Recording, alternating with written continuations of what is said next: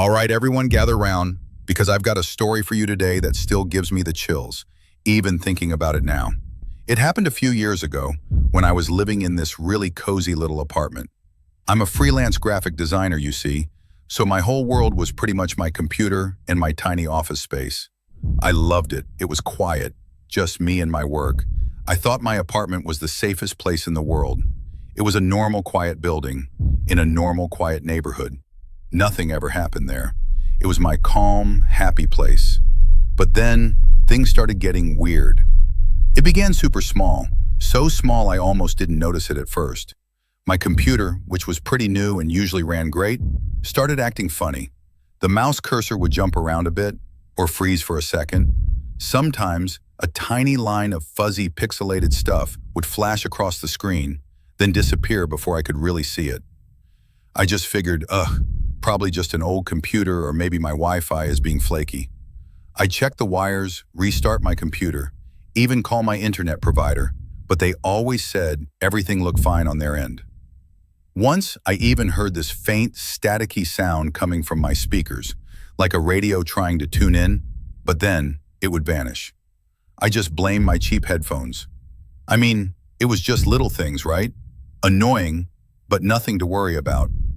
I was good at brushing things off, but the little things started to grow. One morning I was working on a project, and my computer background, which was a picture of my dog, suddenly changed. It flickered to this blurry, strange image. I couldn't make it out, but it felt wrong. Then snapped back to my dog. My heart jumped. I thought, what was that? A few days later, some of my old text files, ones I hadn't touched in ages, would just pop open on their own, full of random letters and numbers like a cat walked on the keyboard. It was creepy, but still, I tried to find a reason. Maybe a software bug? A virus? I ran every scan I could think of, but nothing. My smart lights in the living room started flickering sometimes, even when I wasn't touching the switch, and my thermostat would randomly crank up the heat in the middle of the night. It felt like something was playing tricks on me, or trying to. I tried to tell my friends about it. My apartment is haunted by a tech ghost, I'd joke. They'd laugh and tell me to get better Wi-Fi or that I needed a vacation. They just didn't get how unnerving it was, because it always seemed so minor when I tried to explain it. I even tried to record the glitches on my phone, but the moment I hit record, everything would go back to normal. It was like, whatever it was, knew. And then my phone started doing it too. Strange notifications, apps crashing, the battery dying super fast, even when it was charged. It felt like I couldn't even trust my phone to call for help anymore. The worst night, though, was the one that made me run. I was working late. The only light on was my computer screen, and the apartment was totally silent. The screen flickered again, but this time it didn't just glitch. A distorted, blurry face flashed onto the screen for just a second. It looked like a person, but twisted, stretched, like looking at someone through wavy glass. My breath caught in my throat. And then, as if it was connected, my smart speaker, the one I use to play music, suddenly spoke. But it wasn't the calm female voice it usually has. It was raspy deep, and it whispered, "I see you." My whole body went cold. I froze, staring at the speaker, then back at the screen. My mind raced. It wasn't just a glitch. It wasn't my computer. It was there, in my apartment. And it wasn't just seeing me on the screen. It was in my home. Panic hit me like a wave. I didn't grab anything. Not my purse, not my jacket, not even my keys, though I usually never left without them. All I could think was, get out now. I jumped up, ran to the door, fumbling with the lock. I remember my hands were shaking so bad I could barely turn the deadbolt. I just wanted to be outside, in the open, where I could breathe. I flung the door open and sprinted down the hallway, down the stairs, and out into the chilly night. I didn't stop until I was in my car, fumbling with the keys in the ignition, and peeling out of the parking lot. I drove for what felt like hours, just driving, not really knowing where I was going or what I was running from. I kept glancing in my rearview mirror, half expecting to see that blurry face in my back seat, or to see my apartment lights flicker on and off like mad. I never went back to that apartment to live. I had friends help me move my things out, but I couldn't bring myself to step inside again. To this day, I have no idea what it was. Was it some kind of super advanced hacker messing with my smart devices? Or something else? Some people say it could be a new kind of digital haunting, a spirit that somehow latches onto our tech. Others suggest a very elaborate stalker who managed to mess with my systems and break into my home. But then why didn't the police find anything? Why did the tech reports come back clean? The police couldn't find any evidence of a break-in, and my computer scans were still clear. There were no answers, no easy explanations. And that's what makes it so much worse. The not knowing. The thought that something like that could just invade your space, your home, your safe place, and then just disappear. It really makes you think, doesn't it? We rely so much on our technology, our smart homes, our digital connections. We feel safe in our own spaces, especially when we're alone. But what if those very things we rely on, those comfort zones, are exactly what make us vulnerable? What if the digital world, with all its hidden connections and unknown possibilities, is just another doorway for things we don't understand? And what if once something gets in, it leaves a mark, a feeling of being watched that never truly goes away, no matter how far you run? All right, let's dive into another one of those stories that just stick with you, the kind that makes you wonder about things you can't explain. This one happened to me a few years back when I was working at a fast food place way out on the edge of town. My shift usually ended pretty late around midnight, and my drive home was always quiet. It was about 20 minutes, mostly on a long, dark road with woods on both sides. I knew that road like the back of my hand, drove it 5 nights a week. It felt safe, just me and my music, cruising along. One night, as I was driving home probably around 12:30 a.m., I saw something. Up ahead, on the side of the road, there was a car pulled over. It was a dark car, maybe a sedan, and its lights were off. Not even the hazard lights were blinking. It just sat there, still and dark, like a big shadow. I thought, someone must have broken down. It was pretty late to be stranded out there, but I figured they were probably just resting, maybe waiting for a tow truck. I slowed down a bit, thinking about stopping to ask if they needed help, but then I decided not to. It was so dark and I was pretty tired. Plus, the car looked old and a bit run down.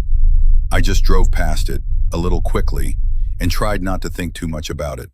It was probably nothing, just a car. But then, about 10 minutes later, after I'd gone around a big curve, I saw it again. The same dark car, with its lights still off, sitting on the side of the road. But this time, it was facing the other way, like it had turned around or something. My heart did a little flutter. That's weird, I mumbled to myself. Did I see it wrong the first time? I told myself it must be a different car, even though it looked exactly the same. No way it could have passed me. I drove past it again, feeling a little more uneasy this time. I looked in my rearview mirror, and for a second, I thought I saw its lights flicker on, just for a moment, then off again. I shook my head. You're just tired, I told myself. But then, as I kept driving, I saw it again in my mirror. It was behind me, and it was getting closer. My hands tightened on the steering wheel. This wasn't right. This was definitely the same car. How could it be behind me? I sped up, pressing the gas a little harder. My speedometer climbed, 60, then 70 miles per hour, but the car behind me just kept getting closer. Its lights were still off, which made it even stranger, just a dark shape in my mirror. I felt a cold dread spread through me. I grabbed my phone to call someone, anyone, maybe the police, but the screen was black. My battery was completely dead, even though I was sure it had been charged when I left work. It was like everything was working against me. The car behind me started to flash its brights, even though they were off. It was like a quick burst of light from a dark shape. Then it got really close, so close I could almost feel it, and it bumped my back bumper lightly. Just a soft nudge, but it felt like a warning. I could make out a dark, tall shape in the driver's seat, but I couldn't see any details. No face, nothing. It was like the driver was just a shadow. I was trapped, in the middle of nowhere with this silent, dark car pushing me. I knew I was in danger right then. I gripped the wheel, my heart pounding like a drum. I remembered there was a small turnoff, a dirt road that led to an old, unused farm, just a little further up. It was super easy to miss. When I got to it, I swerved hard, without signaling, onto the bumpy dirt road. I bounced over potholes, kicking up a huge cloud of dust and gravel. I slammed on the brakes, turning my car around in a hurry so I could see if the other car followed. For a long moment, there was nothing but the dust settling in my headlights. Then I saw it. The dark car drove right past the turnoff, not even slowing down. It just kept going, straight down the main road, disappearing into the darkness. It never even seemed to notice I'd turned. I waited there for a long time, shaking, before I finally drove the rest of the way home, my hands still white on the wheel. I never saw that car again, and I never found out who was driving it or why they were on that road playing those terrifying games. To this day, when I drive that stretch of road at night, I still glance in my rearview mirror just in case. Okay, here's another one that still makes me check my closet before bed. This happened when I was in college, renting an old, creaky house with a couple of roommates. It was cheap, which was great for us students, but it was also pretty old. The kind of place where the floorboards groaned when you walked, and the wind whistled through cracks in the windows. We always joked that it was haunted, but it was just old house noises, right? A lot of creaks and taps, especially at night when everything was quiet. At first, it was just those normal old house sounds. I'd be trying to study late, and I'd hear a soft tapping sound from the kitchen, or a deep groan from the floor upstairs. I'd just think, oh, the house is settling, or it's just the wind. My roommates would hear them too sometimes, and we'd laugh about it. Sounds like the resident ghost is having a dance party, one of them would say. Sometimes when I was alone, I'd hear something that sounded like a whisper. But it was so faint I'd tell myself it was just my imagination, or maybe the old pipes making noise. I never really felt scared, just a little annoyed by the constant noise. But then, the sounds started to change. They got a little clearer, a little more purposeful. I'd hear what sounded like footsteps, distinct footsteps, walking across the living room downstairs when I was sure everyone else was asleep or out. One night I was getting a glass of water in the kitchen, totally alone, and I heard it. A whisper, clear as day, right behind my ear. It said my name. Michael. It was soft like air, but I heard it. I spun around, but of course there was nothing there. Just the dark kitchen. That night I told my roommates about it. They just shrugged. You're probably just tired, man, one said. Or maybe you're just hearing things, the other joked. They didn't believe me. After that, I started doing weird things like checking if all the windows were locked, even though I knew I'd locked them before. And sometimes in the morning, a window I was sure I had locked would be unlatched. Or a book I'd left on my desk would be on the floor, open to a random page. I just blamed my messy habits, or maybe the wind blowing it. I felt like I was losing my mind, trying to explain things that always had a normal answer, but still felt wrong.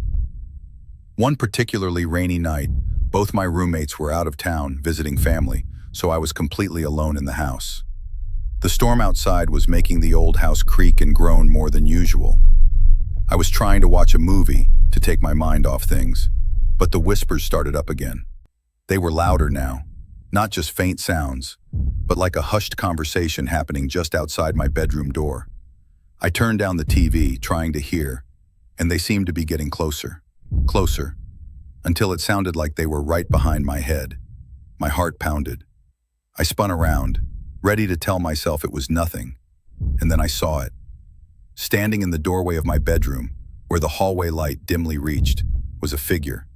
It was tall and thin, like a shadow stretched out, almost like a very skinny person, but not quite human-shaped. It was dark, a darker shadow against the dim light. It didn't move, just stood there, watching me. And then, slowly, it raised one of its shadowy arms, not in a threatening way, but almost like it was reaching for me, trying to touch me or pull me into the darkness. A terrible cold washed over me, a bone-chilling cold that felt like it was trying to sink into my very soul. I knew, in that moment, that this wasn't just an old house or a prank. This was real, and it was in my room. I screamed, a sound I didn't even know I could make, and scrambled out of my bed. I didn't grab my phone, my wallet, not even my shoes. I just bolted. I flew out of that room, down the stairs, and out the front door into the pouring rain. I ran all the way to my friend's apartment, which was a few blocks away, soaked and shaking. I stayed there for the rest of the night, too scared to even go back for my things. When my roommates came back, they said they didn't see anything. No shadowy figures, no open windows. They thought I had just had a really bad dream. The landlord came by, checked everything, and said the house was totally fine. But I knew what I saw. I broke my lease and moved out of that house as fast as I possibly could. I still don't know what that thing was, or why it was there, or what it wanted. Was it a ghost? Some kind of energy? All I know is that something was in that house, and it wasn't friendly. And sometimes even now, years later, I wonder if it's still standing in that bedroom doorway, waiting for someone new to come along.